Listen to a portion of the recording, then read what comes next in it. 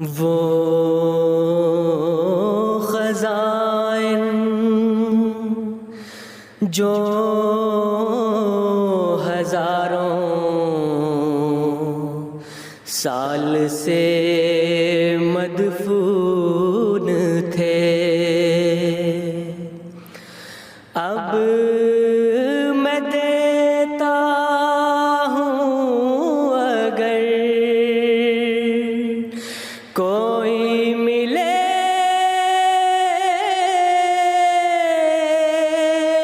امیدوار۔ بسم اللہ الرحمن الرحیم، نحمدہ ونصلی علی رسولہ الکریم۔ تعارف براہین احمدیہ از حضرت مولانا جلال الدین صاحب شمس۔ براہین احمدیہ کا پہلا اور دوسرا حصہ 1880 میں اور تیسرا حصہ 1882 میں اور چوتھا حصہ 1884 میں پہلی بار شائع ہوا۔ یہ وہ زمانہ تھا جب کہ انگریزی دور حکومت پورے عروج پر تھا اور عیسائی مشنری پوری قوت سے تبلیغ عیسائیت میں مشغول تھے۔ جگہ جگہ بائبل سوسائٹیاں قائم کی گئیں اور اسلام اور بانی اسلام کے خلاف صدہا کتابیں شائع کی گئیں اور کروڑہا کی تعداد میں مفت پمفلٹ تقسیم کیے گئے۔ ان کی رفتار ترقی کا اندازہ اس سے لگایا جا سکتا ہے کہ 1851 میں عیسائیوں کی تعداد ہندوستان میں 91,000 تھی اور 1881 عیسوی میں 4,70,000 تک پہنچ گئی۔ دوسری طرف آریہ سماج اور برہمو سماج کی تحریکوں نے جو اپنے شباب پر تھیں، اسلام کو اپنے اعتراضات کا نشانہ بنایا ہوا تھا، گویا اسلام دشمنوں کے نرغے میں گھر کر رہ گیا تھا۔ ان سب تحریکوں کا مقصد وحید اسلام کو کچل ڈالنا اور قرآن مجید اور بانی اسلام کی صداقت کو دنیا کی نگاہوں میں مشتبہ کرنا تھا۔ آریہ سماج ویدوں کے بعد کسی الہام الہی کے قائل نہ تھے اور برہمو سماج والے سرے سے الہام الہی کے منکر تھے اور مجرد عقل کو حصول نجات کے لیے کافی خیال کرتے تھے، اور تعلیم یافتہ مسلمان یورپ کے گمراہ کن فلسفے سے متاثر ہو کر اور عیسائی ملکوں کی ظاہری اور مادی ترقیات کو دیکھ کر الہام الہی کے منکر ہو رہے تھے، اور علماء کا گروہ آپس میں تکفیر بازی کی جنگ لڑ رہا تھا۔ اسلام کی اس بے بسی و بے کسی کا نقشہ مولانا حالی مرحوم نے 1879 میں اپنی مسدس میں یوں کھینچا ہے: رہا دین باقی نہ اسلام باقی، ایک اسلام کا رہ گیا نام باقی۔ پھر ملت اسلامیہ کی ایک باغ سے تمثیل دے کر فرماتے ہیں: پھر ایک باغ دیکھے گا اجڑا سراسر، جہاں خاک اڑتی ہے ہر سو برابر،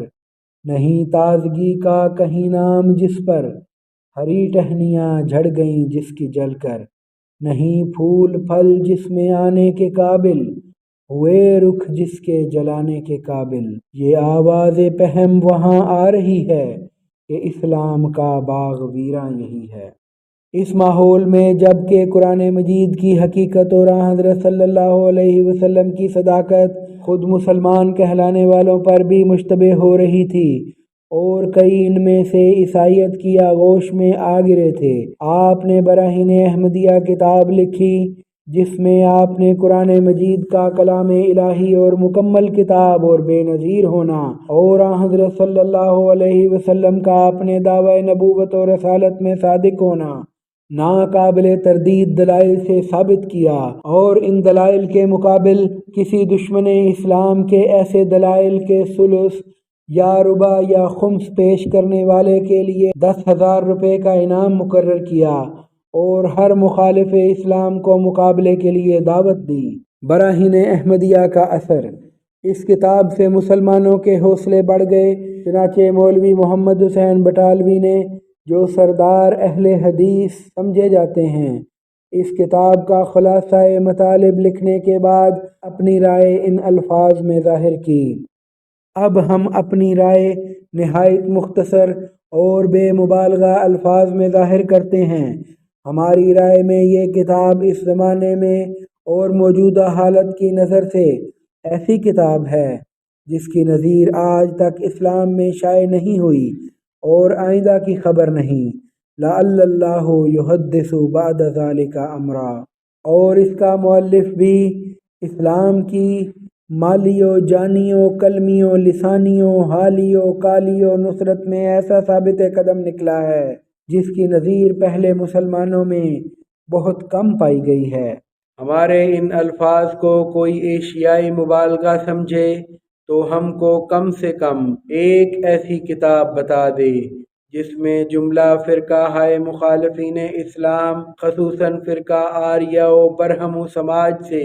اس دور و شور سے مقابلہ پایا جاتا ہو، اور دو چار ایسے اشخاص انصار اسلام کی نشاندہی کرے جنہوں نے اسلام کی نصرت مالی و جانی و کلمی و لسانی کے علاوہ حالی نصرت کا بھی بیڑا اٹھا لیا ہو، اور مخالفین اسلام اور منکرین الہام کے مقابلے میں مردانہ تحدی کے ساتھ یہ دعویٰ کیا ہو کہ جس کو وجود الہام کا شک ہو وہ ہمارے پاس آ کر اس کا تجربہ و مشاہدہ کر لے، اور اس تجربہ و مشاہدہ کا اقوام غیر کو مزہ بھی چکھا دیا ہو۔ اشاعت السنہ جلد نمبر 7 نمبر 6 صفحہ نمبر 169 تا 170۔ یہ وہ عظیم الشان کتاب ہے جو اپنے زمانے کی ضرورت کے لحاظ سے بے نظیر کتاب ثابت ہوئی، جس کا مقابلہ کرنے سے تمام منکرین اسلام عاجز آ گئے اور اسلام کو فتح عظیم حاصل ہوئی۔ ایسی کتاب کی طباعت و اشاعت میں معاونت کرنے کے لیے مسلمان امراء اور خواص و عوام کو اپیلیں کی گئیں، لیکن چند مسلمانوں نے بطور اعانت و پیشگی قیمت روپیہ بھیجا۔ براہین احمدیہ کے صفحہ 10-12 پر حضرت مؤلف براہین احمدیہ علیہ السلام نے ان معاونین کے اسماء مع رقوم جن کا کل میزان 500 روپیہ سے بھی کم ہے تحریر فرمائے ہیں، جن میں نوابوں اور ریاستوں کے وزراء کے بھی نام ہیں۔ آپ علیہ السلام نے ان کا شکریہ ادا کرتے ہوئے ان کے اسماء کے ذکر کی یہ وجہ تحریر فرمائی ہے تا جب تک صفحہ روزگار میں نقش افادہ اور افادہ اس کتاب کا باقی رہے، ہر یک مستفیض کہ جس کا اس کتاب سے وقت خوش ہو مجھ کو اور میرے معاونین کو دعائے خیر سے یاد کرے۔ براہین احمدیہ ہر چہار حسس روحانی خزائن جلد نمبر 1 صفحہ نمبر 5۔ خاکسار جلال الدین شمس۔ اب تو اللہ تعالیٰ کے فضل سے یہ علم معرفت کے خزانے جو ہیں یہ فضاؤں میں پھیلے ہوئے ہیں، جو ایک بٹن دبانے سے ہمارے سامنے آ جاتے ہیں۔ ہمارا کام یہ ہے کہ ہم حضرت مسیح علیہ السلام کے علم کلام اور کتب سے زیادہ فائدہ اٹھانے کی کوشش کریں۔